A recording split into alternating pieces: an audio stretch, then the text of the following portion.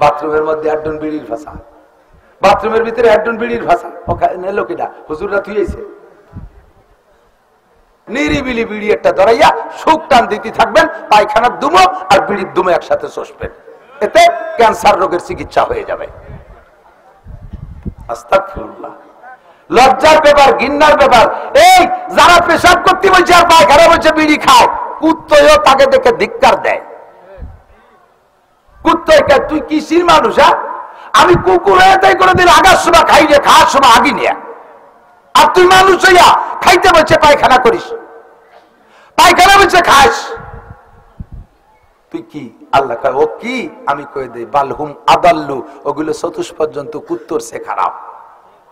বাথরুমের মধ্যে একজন বিড়ির ভাষা, বাথরুমের ভিতরে একজন বিড়ির ভাষা লোকেরা হুজুররা থুয়েছে কেন? এটা কি সুন্নাত? এটা কি নবীর তরিকা? বাথরুমের ভিতরে বসবেন কিভাবে? হাদিসে পরিষ্কার আসছে, নবী পাকও বাথরুম করার সময় তো সতর খুলতেন। দুনিয়ার কোন জায়গা সতর খোলো না খোলো, কমপক্ষে স্ত্রীর কাছে যাওয়ার সময় আর পায়খানায় গেলে সতর খোলাই লাগবে, তো পরিমাণ মতো খোলো। কতটুক? দাঁড়ানো অবস্থায় লুঙ্গিটারে খুলো না, আস্তে আস্তে বসো, যতটুক প্রয়োজন ততটুক খোলো, বাকি হাঁটু ঘিরে রাখো, বাকি হাঁটু ঘিরে রাখো। এই কথাটা মনে করে যে আমি যে হালাতে আছি এই হালাতটা কে দেখে? পায়খানা অবস্থা কে দেখে? কে দেখে? তো লুঙ্গি ভরা থাকলে, পায়জামা ভরা থাকলে, কিন্তু টাইট যে প্যান্ট ভরছো, যা ভরে বসে পেশাব করা যায় না, তা ভরে তুমি এভাবে হাত বাকি এরিয়া, সে জায়গা যে পুরো খুলি থিয়ে বসা লাগে। এরপরে আইসে ইদানিং হাই কমেট। হাই কমেটের ভিতরে আমার তো মানে হাই কমেটের ভিতরে বাথরুম করে আমার তৃপ্তি হয় না। হাই কমেটে বাথরুম করলে যে নিচে যে আগে আগে একজন কিছু করি টরি দিয়ে যে ভাঙচুক বাতায় ছুঁয়ে গেছে, মারিয়ে দিলি তো সিটে তোমার ভাষা সব বেসবে। এই পরের ঘুম হাইয়ে ফাঁসে পানি দিয়ে ফাঁসা ধুয়ে টুয়ে তারপরে কি যে কবর লজ্জা হচ্ছে কোথায়। তারপরে যার দরকার সে ব্যবহার করলেন, কিন্তু ভালো করে কি করবেন? বাম পায়ের উপরে ভর দিয়ে বসলে আপনার বাথরুম ক্লিয়ার হবে, এটাও নবী শিক্ষা দিয়েছে। এরপরে তিনটে ঢিলা ব্যবহার করবেন। এই তিনটে ঢিলা, তিনটে হোক, পাঁচটা হোক, সাতটা হোক, এরও নিয়ম আল্লাহ নবী বলেছেন। প্রথম ঢিলাটা পুরুষরা গরমকালে একরকম, শীতকালে আর একরকম। পুরুষের শারীরিক অবস্থা গরমকালে একরকম থাকে, শীতকালে আর একরকম থাকে। এই জন্য গরমকালে প্রথম ঢিলাটা পিছন থেকে সামনের দিক, দ্বিতীয়টা সামনের থেকে পিছনের দিক। নারীরা 12 মাস কাল প্রথমটা সামনের থেকে পিছনের দিক, দ্বিতীয়টা পিছন থেকে সামনের দিক, তৃতীয়টা সামনের থেকে পিছনের দিক। এভাবে ঢিলা ব্যবহার করে পরিমাণ মতো পানিতে ডলি মলিয়ে পরিষ্কার করে এরপরে গায়ে যে পানিটা মাখছে, বাথরুমের ভিতরে নিজস্ব বাথরুম হলে এটা সম্ভব বেশি হয়, তাহলে একটা অতিরিক্ত কাপড় রাখবেন, ওই কাপড় দিয়ে জায়গাটা পরিষ্কার করে মুছে এরপরে পরনের কাপড়টা ঠিক করে ছেড়ে দেবেন। দেখবেন যে আপনার নামাজের ভিতরে একাগ্রতা, নামাজের ভিতরে ইতমিনান বেশি হবে, যে আপনার এই পবিত্রতা পরিচ্ছন্নতা বড় সুন্দর হয়েছে। এটা আমার নবীর শিক্ষা। বেড়ে এসে একটা দোয়া পড়বেন, এক গাদি 5-6টা খাদ আছে এই জায়গা, 5-6টা খাদে বস্তা বস্তা নেকি পাবেন, করবেন আপনি, দুনিয়ার কাজ হয়ে যাবে আপনার ইবাদত। এটা হলো নবীর তরিকা, আল্লাহর হুকুম আর নবীর তরিকায় যাহা করিব তাহাই আমার ইবাদতে পরিণত হবে। কথা বলেন ঠিক ঠিক না? জানতে চাইলাম আল্লাহ, বুঝছি সবকিছু ইবাদত করব কতদিন? এদিক তাকান, এই খেয়াল করে না, এই এদিক, ইবাদত করব কতদিন? মাসখানিক, এক চিল্লা, জায়গা বিশেষ, শুক্রবারে জুমার নামাজ, রমজানে ঈদের নামাজ, এই কি বলে 2 ঈদে ঈদের নামাজ, আর শুক্রবারে জুমার নামাজ, আর রমজানে কয়দিন রোজা আর তারাবি, এরপরে সারা বছর বিরতি। জিন্দেগির 40-50 বছর নামাজ পড়ছি, বাকি জীবন পড়বো না, এরকম। শুরুতে 40 বছর পড়বো না, শেষকালে 8 দিয়ে লাগবো, এরকম। আল্লাহ পাক বলেন সাবালেগ হওয়া থেকে নিয়া ওয়াবুদ রাব্বাকা হাত্তা ইয়াতিয়াকাল ইয়াকিন, তোমার রবের ইবাদত করো। ইবাদত কার? ওয়াবুদ রাব্বাকা, তোমার রবের ইবাদত করো কতদিন? হাত্তা ইয়াতিয়াকাল ইয়াকিন, ইয়াকিন আসার আগ পর্যন্ত। কি আসা? একিন, একটু কন, কি আসা? একিন আসার আগ পর্যন্ত। একিন কাকে বলে? একিন মানে গাঢ় বিশ্বাস। একিন মানে গাঢ় বিশ্বাস। আপনি বলেন কোন কাজে আপনার গাঢ় বিশ্বাস আছে? আল্লাহর উপরে আপনার গাঢ় বিশ্বাস নাই। খেয়াল করে না? এ মুসলমান, আল্লাহর উপরে যদি তোমার গাঢ় বিশ্বাস থাকতো, খোদার কসম তুমি মুসলমানের সন্তান হইয়া একটা ওয়াক্ত নামাজ ছাড়তে পারতে না। নিশ্চয় আল্লাহর উপরে তোমার বিশ্বাসের ভিতরে কমতি আছে। আল্লাহ থাকতেও পারে, নাও পারে। হাসরের উপরে বিশ্বাস নাই, নাসরের উপরে বিশ্বাস নাই, মিজানের উপরে বিশ্বাস নাই, পুলসিরাতের উপরে বিশ্বাস নাই, কবর আযাবের উপরে বিশ্বাস নাই, জান্নাতের উপরে বিশ্বাস নাই, জাহান্নামের উপরে গাঢ় বিশ্বাস নাই। যদি থাকতো তাহলে মুসলমান কোনো গুনাহ করতে পারে না। যদি এই বিশ্বাস একিন 100 ভাগ থাকতো তাহলে মুসলমান কোনো ইবাদত ছাড়তে পারতো না। আল্লাহ পাক বলেন, কেউ রে বিশ্বাস করিস আর না করিস আমার কিছু আসে যায় না, তবে একটা কথা মনে রাখিস, মরণকে বিশ্বাস করা লাগবেই লাগবে। কতক্ষণ মরণের প্রতি বিশ্বাস আছে না নাই? তা আল্লাহ পাক বলেন ইবাদত করবা একিন আসার আগ পর্যন্ত, একিন আসার আগ পর্যন্ত। তার মানে একিন আছে, বিশ্বাস আছে তোমার মরণের উপরে, মরণ পর্যন্ত। এ ভাই বলেন নামাজ কতদিন? মরণ পর্যন্ত। একটু বলেন, একটু স্লোগান দেন, নামাজ কতদিন? রোজা কতদিন? দাড়ি কতদিন? দাড়ি সিজনে সিজনে দাড়ি রাখে যুবকরা, বন্ধুকে নিয়ে একটা সেলফি তুলবে এই জন্য একটা দাড়ি রাখছে মেসি কাটিং, হযরত মাওলানা Messi cutting, France cutting, Italy cutting, এরপরে জেলেনস্কি কাটিং। জেলেনস্কিরে তো ইদানিং ছেড়ে যুবকরা ছেড়ে, হ্যাঁ ইউক্রেনের প্রেসিডেন্ট জেলেনস্কি দাড়ি রাখছে, বগলের চেয়েও ছোট, বগলও ভালোই বড় 1.5 ইঞ্চি, তাই ছোট। খোদার কসম একে দাড়ি বলে না। সিজনে সিজনে রাখো, আবার সিজনে কেটে ফেলো, এর নাম দাড়ি না। দাড়ি রাখবো মরণ পর্যন্ত, রোজা রাখবো মরণ পর্যন্ত, নামাজ পড়বো মরণ পর্যন্ত, জিকির করবো মরণ পর্যন্ত, তাবলীগ করবো মরণ পর্যন্ত। কথা বলেন ঠিক ঠিক না? ফরজ আদায় করবো কতদিন? ওয়াজিব কতদিন? দস্তারখান কতদিন? তাবলীগে যাইয়া দস্তারখানের পর আমল করে, ওরে আমল! যা খায় দস্তারখান, ভাত খায় দস্তারখান, বিস্কুট খায় দস্তারখান, রুটি খায় দস্তারখান, পান খায় দস্তারখান, বিড়ি খায় তাও দস্তারখান। আমি দেখছি, আমি নিজে তাবলীগে নিয়ে দেখছি, বিড়িও খায় দস্তারখানে বসে। আমারে না কয়ে 3 জন বাইরে যাইয়া এই যে গাছতলা বসে বিড়ি খাচ্ছে, তার গামছা বিছাই নিয়েছে, যাইয়ে ধরছি, কি খবর? হয়তো হুজুর বিড়ি খাচ্ছে, তবে দস্তারখান বিছাইছি। সুন্নাতের খিলাফ করতেছি না, একটু কান্না নাউজুবিল্লাহ, ফাজলামি বাদ দাও। তাবলীগেতে বাড়ি আসার পরে খান সাহেবের খবর নাই, তাবলীগে থাকা অবস্থায় খান সাহেব সব জায়গায় দস্তারখান বিড়ির মধ্যেও, বাড়ি আসার পরে দস্তারখান নাই, ডিশ ভরে বাড়ি দিয়েছে। আর মহিলারা তো দস্তারখান চেনেই না, কোড়োর মধ্যে মাহায় নয়, অথবা পাটা ফুটো দিবে মাহায় দিয়ে ইটি এসে। মিথ্যে কথা করছি না, সচককে দেখেছি। আল্লাহু আকবার। ফাঁকে একটা কথা কয়ে যায়, মা বোন যারা আছেন দূরে আছেন, এই কোড়ের কথা মনে উঠলো। রান্না কইরা সর্বপ্রথম খানা 8 খানা মহিলারা খাবেন না, হারাম না, সুন্নতেরও খিলাফ না, মাকরুহে তাহরিমিও না, মাকরুহে তানজিও না, আদবের খেলাফ, বরকতের পরিপন্থী। 8 খানা মহিলারা চুলোর পিঠির থেকে ওই কড়ার ভিতরে পাটার উপরে নামাইয়া ডলে বলে সাইডে খাইয়া এরপরে ঘরে আড়ি পাতিল নিয়ে যায়, এরপরে বেটাকে দেয় খাইতে। আপনি বরকত নষ্ট করে ফেলাইছেন। বাড়ির মুরব্বী পুরুষ যারা আছে, আল্লাহ তাআলা তাদেরকে একটা পাওয়ার দিয়েছে, তাদের জন্য একটা সম্মান দিয়েছে, ঘরের 8 খানা তাদেরকে খাওয়াবেন। হযরত সুলাইমান নবী আলাইহিস সালাতু ওয়াস সালাম সফরে যাইতেন, ওনার সিংহাসন নিয়ে উঠতেন সকাল থেকে দুপুর পর্যন্ত।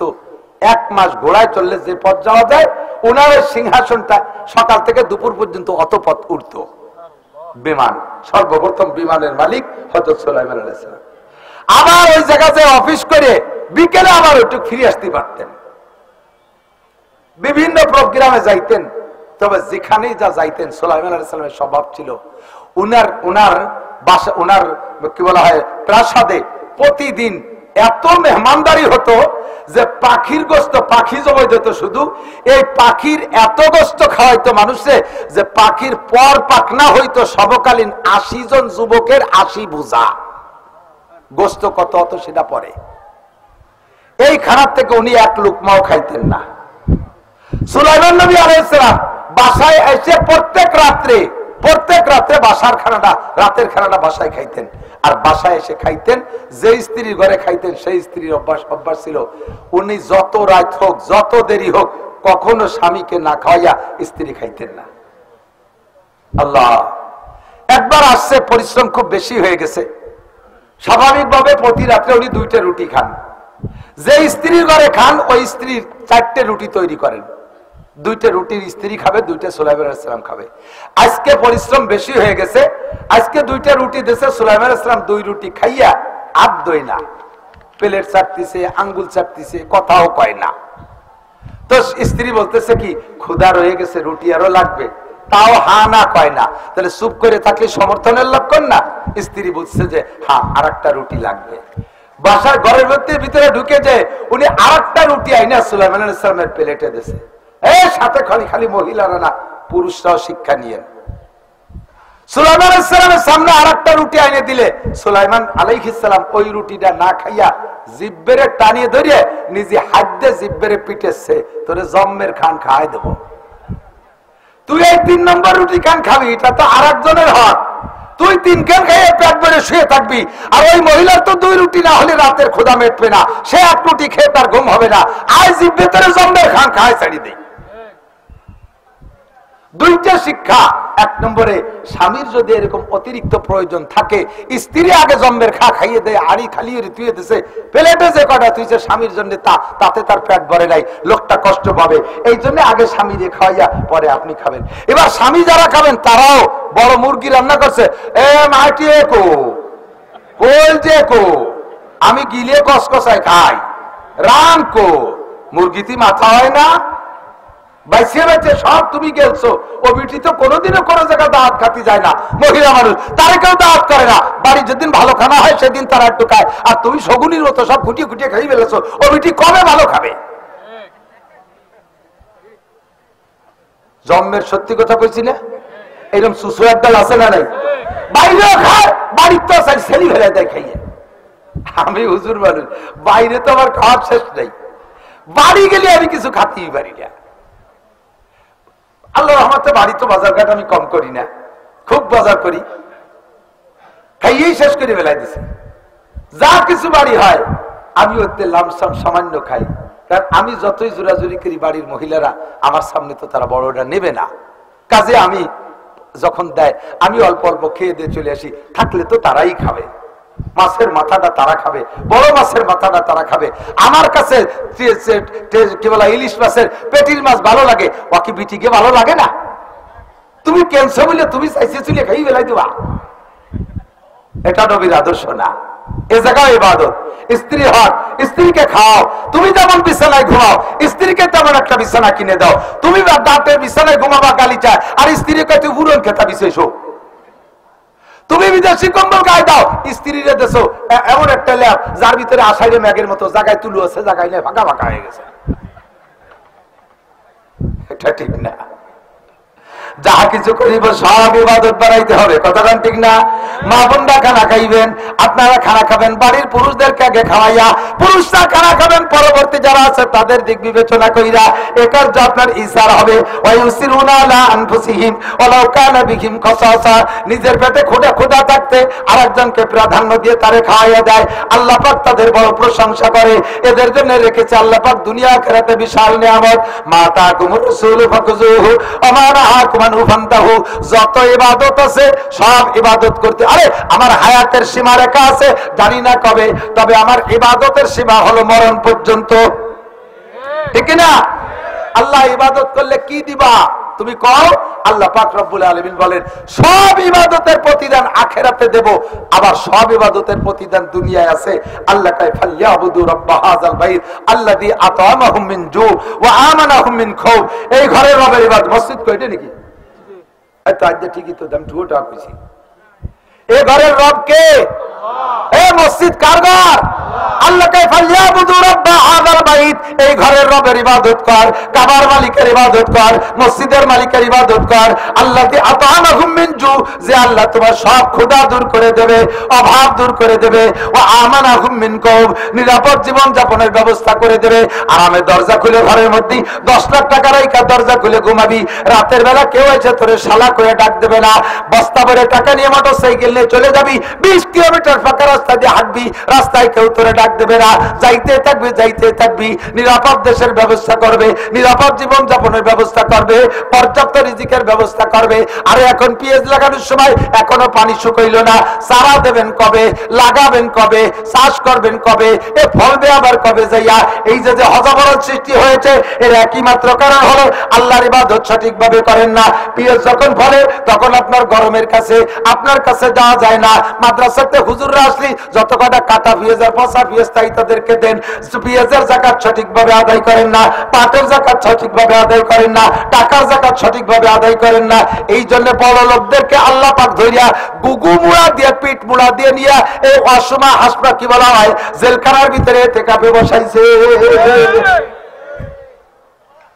বস্তা বস্তা টাকা কামাই করছে, যাকাত দেই নেই। আল্লাহ কয় থাক, যাকাত দেয়া লাগবে না, থুইয়ে ওই বাইরে থাক, তুই আইছে এনে বয়।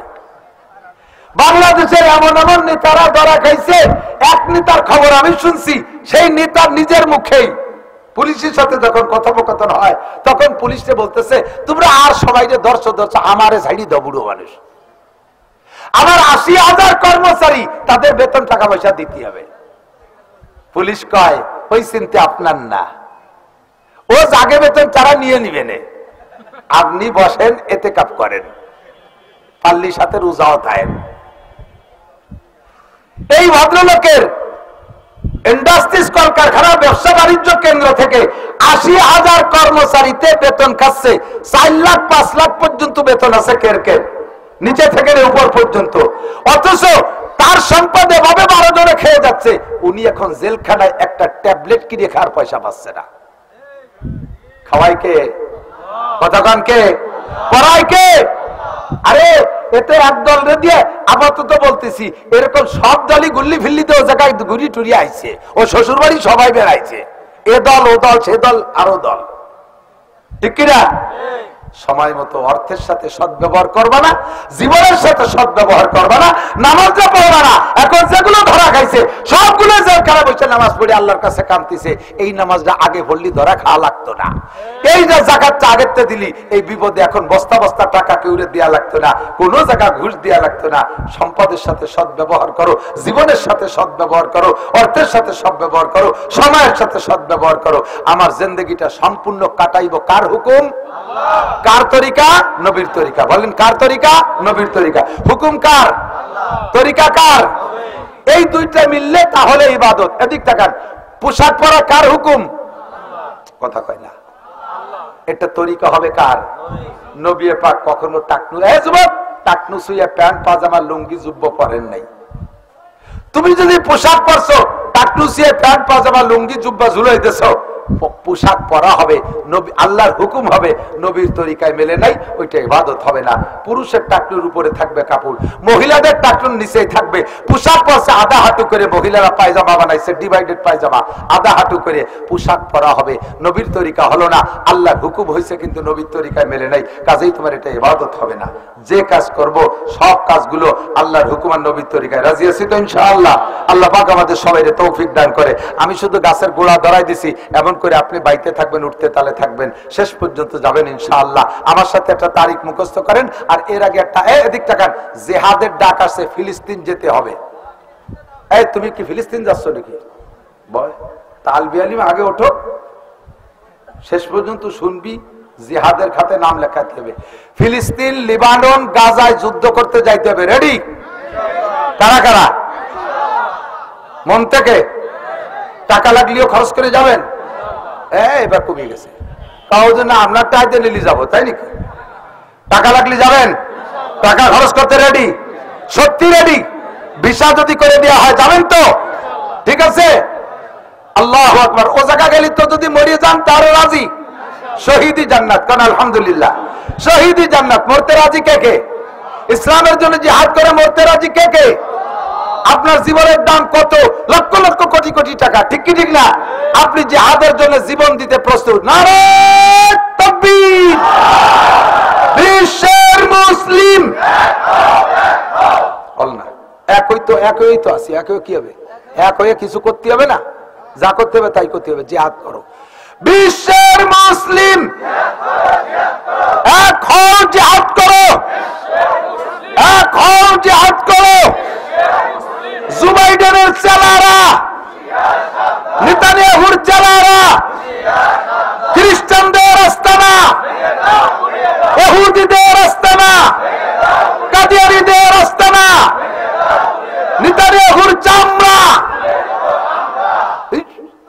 শুয়োরের চামড়া আমরা তুলতে যাবো কেন? কতিয়া বলেন নেতানিয়াহুর চামড়া কুত্তয় কামড়া, নেতানিয়াহুর চামড়া, নেতানিয়াহুর চামড়া, জুবাইরের চামড়া, ও শুয়োরের চামড়া হাতে শুনতে যায় আমাকে আত্মা ভাগ করবো কেন? আল্লাহ আমরাও তুলতিয়ে যাবো না, বাস কুত্তয় তুলিয়ে ফেরাবে। ঠিক ঠিক না? আমরা তুলিয়ে দেবো, মরে যাবে, কুত্তয় তুলিয়ে খেয়ে ফেরাবে।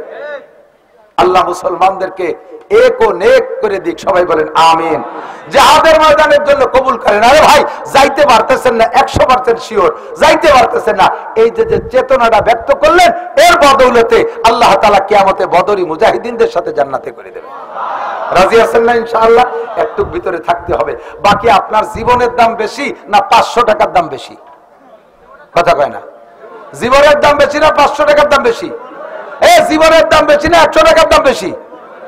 এই সবাই মিলে জিহাদে যে জীবন দিতে রাজি হয়ে গেছেন, জীবন দিতে রাজি হয়ে গেছেন, এটা প্রমাণ হবে যদি পকেটে 100-200 টাকা থাকে নগদে দিয়ে দেন, তাহলে বোঝা যাবে যে হ্যাঁ জীবন দিতে আপনি পারবেন। আর পকেটে 100 টাকা দিয়ে আসবে না, ব্যানে উঠে দেন, আমরা যে জিহাদ করে আসি, আল্লাহকে মাই দিও তোমার সিনসি ভালো হইলে বিসমিল্লাহ কইয়া। আরে সে জায়গা যাওয়ার এই ইরানের মেয়েরা জিহাদ ফান্ডে গায়ের অলংকার খুলে দিয়েছে। যারা ফেসবুক দেখছেন দুই একজনের সাক্ষী দেন, দেখছেন কি দেখেন নাই? ইরানের মেয়েরা গায়ের অলংকার খুলে দিয়েছে, কয়েক টন স্বর্ণ জমা হয়েছে শুধু মেয়েদের দিয়ে অলংকারে। আল্লাহর দ্বীনকে জিন্দা করার জন্য, বাইতুল মুকাদ্দাসকে মুসলমানদের কবজায় আনার জন্য, মুসলমানের নামটাকে পতাকার উপরে উড়ানোর জন্য মেয়েরা অলংকার খুলে দিয়েছে। পরব না দুনিয়ার অলংকার, আখেরাতে যে জান্নাতে পরব। যে পরিমাণ মানুষ মারা গেছে 70%, 70% নারী আর বাচ্চা, শিশুরা আর নারী মহিলারা বেশি মরছে। আল্লাহ সকল মহিলাদেরকে এবং বাচ্চাদেরকে, শহীদদেরকে জান্নাতের পাখি হিসেবে এখনই জান্নাতের মধ্যে ঢুকাই দিয়েছে। বলেন আলহামদুলিল্লাহ। আল্লাহ পাক আমাদেরকে সে নসিব যদি করে, আমরা রেডি আছি। তবে তারা জিহাদের জন্য, ইসলামের জন্য অলংকার খুলে দিয়েছে, আমরা অলংকার চাইতেছি না। পকেটে বিসমিল্লাহ করে হাত দেবেন, 100, 200, 500 টাকা যার যেমন আছে এক্ষুনি রেডি করে ফেলেন, ছাত্ররা ভিতরে যাচ্ছে।